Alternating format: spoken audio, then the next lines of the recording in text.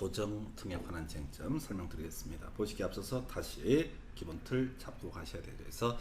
자, 감정평가 원가 방식, 비교 방식, 수익 방식이라고 구분하게 됩니다. 그래서 원가 방식 비용성의 원리에 따라서고요. 적선 가격과 적선 임료라고 하는 것을 계산해내는 것이다. 그래서 적선 가격은 제조업 원가에서 감가 누계액을 빼는 방식으로 계산해내고요.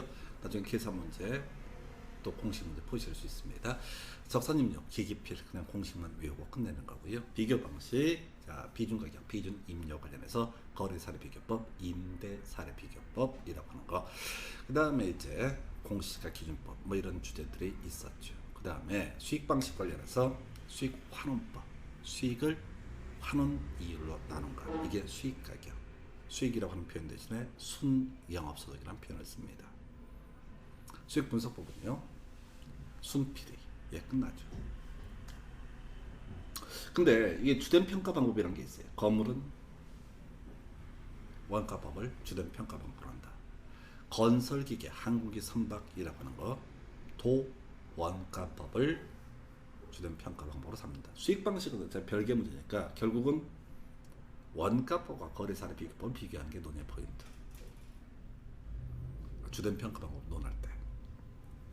이건 이런 논리예요. 건물, 건설기계, 항공기, 선박. 거래가 되냐 안 되냐 이게 문제예요. 자주 거래가 되느냐 안 되느냐. 저는 건물 매매만 중개업소 담당을 하고 있는데 자주 거래됩니다. 근데 이제 일반적으로 동네에서 복잡하시게 되면 건물 매매를 할 기회 없죠. 거래 안 돼요. 그럼 건물 거래가 되나요 안 되나요? 모르지. 그래서 감정평가에 관한 규칙에서는 건물과 건설기계, 항공기, 선박 등은 거래가 잘 안 된다고 전제를 해버리는 거예요. 그래서 얘들은 감정평가를 할 때 뭘 한다? 원가법을 주된 평가 방법으로 삼는다. 이런 논리 구조입니다. 그래서 오늘도 외우십니다. 건물은 거래가 안 된다. 건설기계는 거래가 자주 안 된다. 항공기는 거래가 자주 안 된다. 선박도 거래가 잘 안 된다. 그래서 얘들은 감정평가할 때 주된 평가 방법으로 원가법을 삼는다. 집합 건물, 아파트 자주 거래되죠. 아파트 단지에 가면 부동산이 얼마나 많은데 아파트만 중개하잖아. 거래되는 거지. 그 거래사례 비교법. 산지와 임목의 일괄평 것이 거래사례 비교법. 이건 나중에 따로 이 문제 풀 때 한번 체크할 거예요. 이제 문제가 되는 게 과수원, 자동차, 동산. 동산은 편의점하고 겁나 거래 많이 되잖아. 거래사례 비교법을 가지고 감정평가한다. 과수원, 자동차. 자동차도 중고자동차 사이트 이런 거 있잖아. 거래되는 거야. 그러니까 거래사례 비교법. 과수원은요? 거래가 되나요 안 되나요? 모르지. 과수원 옆에 안 살아봤어. 오늘도 외웁니다. 과수원 거래가 됩니다. 그래서 과수원집 딸들이 있어요. 약국 거래될까 안 될까 모르겠다. 근데 과수원집 딸, 과수원집 아들, 과수원집에서 딸인 아들을 많이 낳아서 과수원집 아들 딸이 있는 것이 아니라 과수원의 소유자가 계속 바뀌어서 그 집의 아들, 그 집의 딸.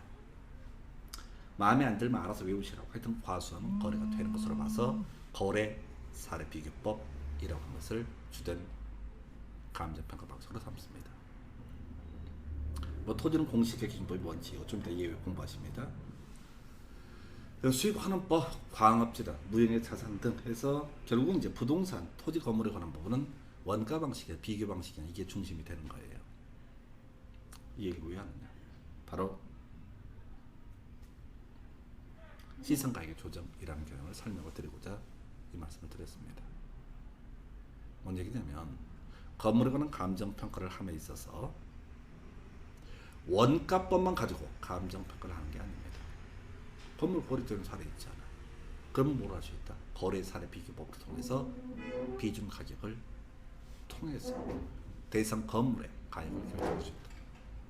또 집합 건물 같은 경우도 경우에 따라서 원가법이라는 것을 적용할 여지도 있다.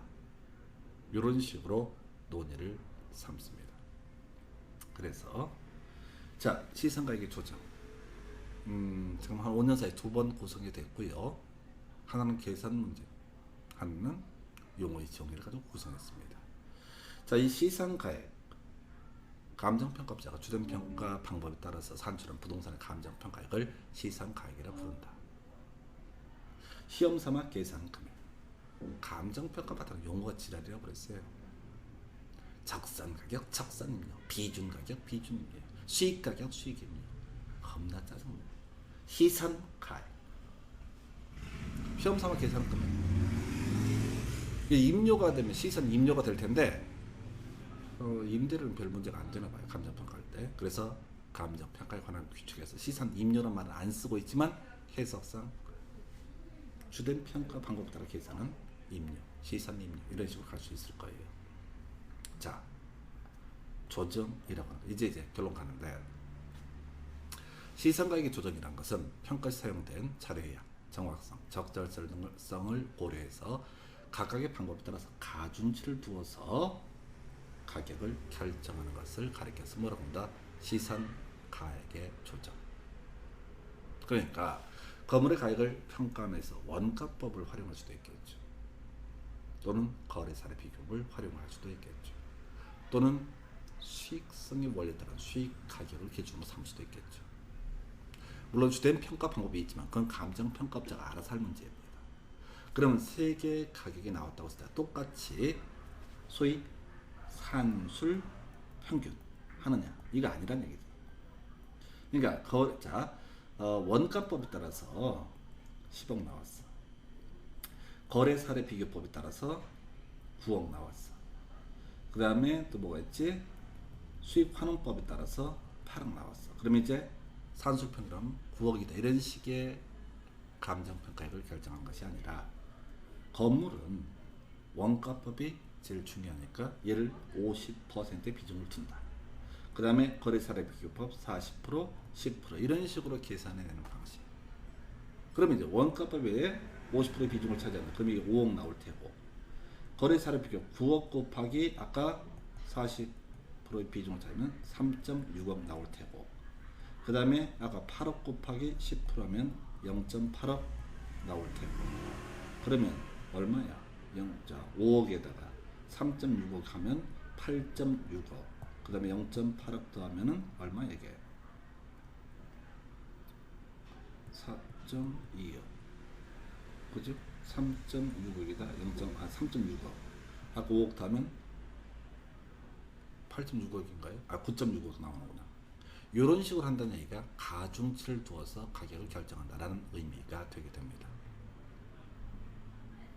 그래서 지금 제가 설명드리는 방식이 가중치를 얼마를 둔다라고 문제 미리 주어져서 계산을 해보시오, 이런 문제가 나왔던 바가 있었고요. 최근 31회 문제에서는 가중치를 산술 평균에서 틀리게 뽑았습니다. 끝났어요. 그러면 이 얘기를 가지고 앞에서 했던 얘기와 비교해서 설명을 드리겠습니다. 건물 가격, 주된 평가 방법 뭐라고 그랬습니까? 원가법, 적산 가격이라는 게 메인이 되겠죠. 근데 건물 가격을 결정할 때 적산 가격만 가지고 고려하는 것이 아니라 비중 가격 또는 수익 가격, 이런 요소들에 대해서 가중치를 둬서, 가중치를 어떻게 둘 거니까는 감정평가업자가 결정을 하게 됩니다. 그럼 집합 건물 가격 나와야 되겠죠. 이 집합 건물 가격은 기본적으로 비준 가격이 주된 방식이라고 그랬어요. 근데 이게 적산 가격도 있을 수가 있겠고, 비준 가격이 있을 수도 있겠고, 수익 가격이라는 개념도 있을 수가 있을 것이다. 그때 비준 가격에 높은 가중치를 두어서 집합 건물, 아파트 가격을 평가한다. 이런 논리 구조예요. 토지 나와야 되나요? 특허권. 특허권도 이제 특허권을 만들기 위한 에서 소요되는 비용, 이게 적산 가격이라는 개념이 될 테고, 특허권이 시장에서 어떻게 거래가 되는가? 비준 가격이라는 개념이 될 테고, 이 특허에서 발생할 수 있는 수익이 얼마냐라고 하는 거, 이걸 우리가 수익 가격. 그래서 수익 가격에 가중치를 둔다. 이런 식의 개념을 우리는 뭐라고 한다? 시상 가격의 조정이라고 얘기를 합니다. 이제 남아있는 게 토지 가격. 토지 가격은 이미 본 것처럼 비교 방식 중에서 공시지가 기준법이라고 하는 것을 활용을 한다라고 설명을 드렸습니다. 그 토지 가격은 먼저 비교 표준지 공시지가라고 하는 것을 동네에서 먼저 찾아봐야 돼. 거기다 시지 개그, 지금 계산 문제 하는 거 아니야. 금방 나중에 떨어져. 시지 개그라는 요소를 고려하게 되면 이것이 바로 토지 가격이 된다. 근데 지금 토지 가격이 1번으로 되어 있어. 그래서 토지 가격은 원칙적으로 공시지가 기준법이라고 하는 것을 통해서 감정평가함이 원칙입니다. 그런데 예외적으로 거래 사례 비교법을 통해서도 토지 가격을 결정할 수 있습니다. 우리 거래 사례 비교법의 비중 가격이라고 하는 것은요, 사례 가격에다 사, 시, 지, 개, 면이라는 요소를 고려해서 대상 물건의 가격을 평가합니다. 그러면 어떤 경우에 공시지가 기준법을 활용하고 어떤 경우에 거래 사례 비교법을 적용을 하게 되느냐, 아직 시험에 안 나온 주제인데요. 적정한 실거래가가 있게 되면 거래 사례 비교법 따라서 토지 가격을 결정할 수 있다고 되어 있습니다. 계산 문제 형태로 토지 가격을 감정평가할 때 공시지가 기준법을 계산해 보시오, 거래 사례 비교법으로 계산해 보시오, 이런 문제가 각각 나왔어요. 그럼 이제 굳이 요소를 보게 되면 거래 사례 비교법은 사정 보정이라는 개념이 들어가요. 자, 시점 수정, 지역 요인, 개별 요인, 여기까지는 다 공통적인 요소죠. 어디랑? 공시지가 기준법이랑. 달라지는 게 면적 요인과 그 밖의 요인. 공시지가 기준법에 따를 때는 그 밖의 요인이라는 거, 이건 감정평가업자가 판단할 거예요. 뭘 집어넣을지 뺄지는. 다만 면적이라고 하는 것은 공시지가 기준법 할 때는 고려 요소가 아니다. 왜? 공시지가 기준법에서 표준지 공시지가 등이라고 하는 것은 제곱미터당 가격을 의미하고, 공시지가 기준법에 따른 토지 가격이라고 하는 것은 제곱미터당 가격을 의미하기 때문에 면적이라고 하는 것은 고려 사항이 아니다. 이게 나중에 계산 문제 할 때 필요한 거예요. 그래서 이제 살붙을 것은 적정한 실거래가가 뭐냐.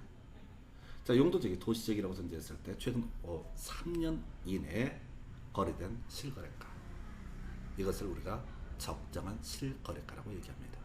다시요. 용도적이 도시적일 때는 3년, 도시적 외적일 때는 5년. 이 거래 시점이 그랬을 때 뒤에 이제 국토부장은 감정평가죠. 적정하다고 판단한 가격이 이렇게 되어 있는데, 일단은 적정한 실거래가 도시적 3년 정도 기억하세요. 비도시적은 5년을 얘기합니다. 요건 아직 안 나왔어요. 지금 시산 가격의 조정 얘기는 사실은 요 앞에 건물 가격, 집합 건물 가격, 특허권 가격까지만 필요한 개념이고요.